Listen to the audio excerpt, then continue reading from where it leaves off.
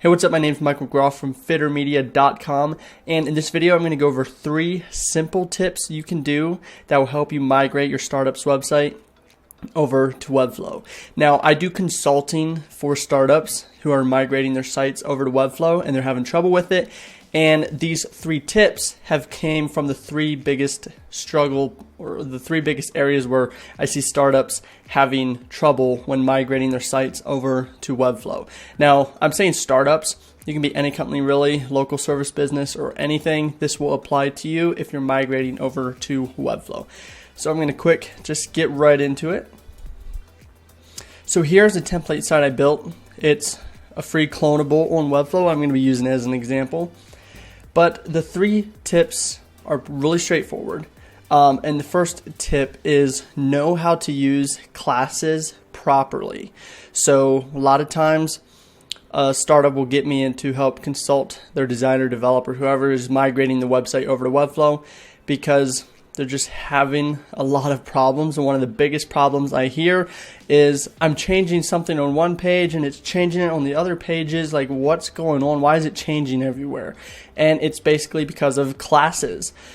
So one of the popular examples I'd like to give is with a button. So right here on this button, you can see over here in the style panel under selector, it has a class called button. Now if we go down here, this button also has the same class, button. And you can see right here, it says used 7 times on this page, 2 times on other pages. So if I were to right now go and style this and change the fonts or the font size, drag that bigger, you can see it's changing on every button. So this is why your changes that you're making across one part of your site and is changing everywhere else, it's because of classes.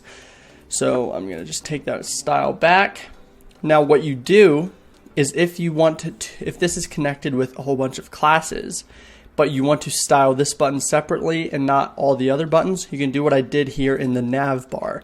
You might have noticed I have a secondary class. Any class after the primary class is a secondary class. And this class is called isNavButton. So basically, this class is for the nav button. Now the reason I did this is you can see the main button, so the ones with just the main button class, there's no margin. Up here in the nav bar, I needed to slide these nav links over a little bit so it's not as tight.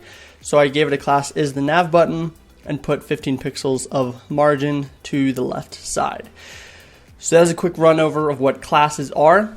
When used properly, they are your best friend. So don't look at them like, oh, they're messing up all my changes. The reason they're your best friend is like I'm going to create a new button.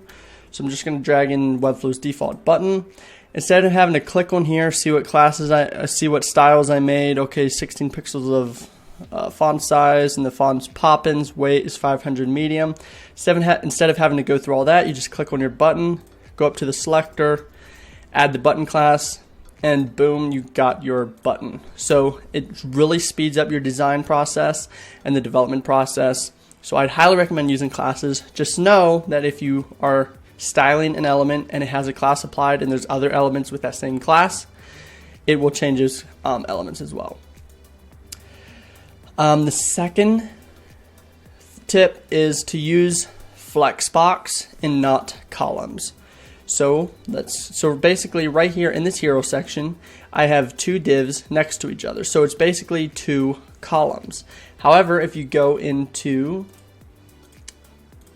the add panel, I did not use Webflow's default columns. So I'm going to drag those in right now.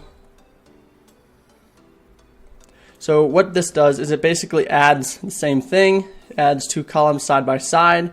And the reason I don't suggest to use columns is because they are very hard to manipulate compared to using Flexbox. And what is Flexbox? So I'm going to just click on one of these columns and I'm going to go to the parent element, which is hero container. It is wrapping both of these divs. If I go into the navigator, let's minimize that. You can see we have hero left, hero right, and then the parent is hero container. So what we do is Flexbox, I'm going to undo this. Flexbox is the second option in. It says Flex lays out its child elements on a horizontal or vertical axis. So I'm going to click on that, and right away it makes it horizontal. You can also make it vertical, but horizontal is what I'm looking for. So it is much more easier to manipulate than using Webflow's default columns. Why it is also so good is I'm going to click on the parent element again. As you go down to mobile, you can then change it to vertical to make it more mobile responsive. So horizontal is definitely tight, but making it vertical is much more responsive. It's easier to just manipulate. And then the last tip is learning how to properly use margin and padding. So this is one thing I see a lot, almost as much as classes being an issue, and that is someone will build a section, and then this will be a little bit too tight. Right now I do have padding, but I'm gonna undo that, and then so it's a little too tight. So what they'll do is they'll just like click on the image, drag down a lot of padding, and then they're wondering why that's getting all messed up. So they'll click on just a random section, drag padding, and get it to where they want. However, there's a certain hierarchy of ways you want to go about applying padding. What I usually do is I apply padding on each individual section. So if you go down here, I have all these sections, and you would apply padding to each individual section because it's the biggest element wrapping everything. What I'm moving more towards now is actually applying the padding on the container within the section.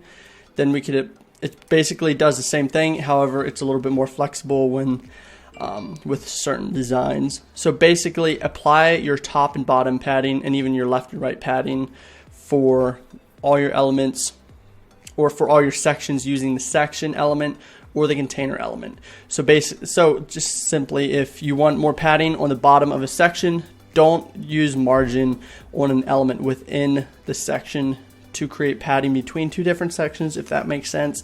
Use the section element or the container within the section to create that padding. So those are three things that I see a lot of times people having trouble with when trying to migrate their website over to Webflow. If you have any questions, feel free to put them in the comments below, or send me an email at michael@fittermedia.com. That's FITRmedia.com. But anyways, I hope you have a great day, and I'll see you in the next one.